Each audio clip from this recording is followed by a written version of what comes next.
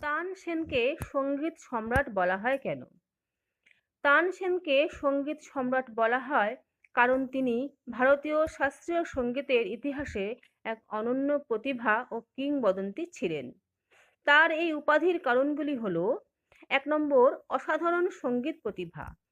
তিনি ধ্রুপদ গানের এক অন্যতম শ্রেষ্ঠ শিল্পী ছিলেন এবং নিজের কণ্ঠে শ্রোতাদের মোহিত করতেন। ২ নম্বর, রাগের উপর অসামান্য দখল।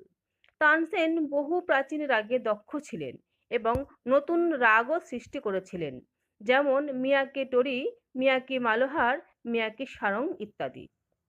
৩ নম্বর, মুঘল দরবারের প্রধান গায়ক। সম্রাট আকবর তাকে নবরত্নদের মধ্যে একজন হিসাবে সম্মান দিয়েছিলেন।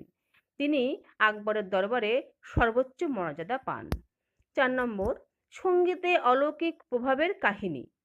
প্রচলিত কাহিনী অনুযায়ী তিনি দীপক রাগ গেয়ে প্রদীপ জ্বালাতে পারতেন এবং মেঘ মালোহার গেয়ে বৃষ্টি আনতে পারতেন।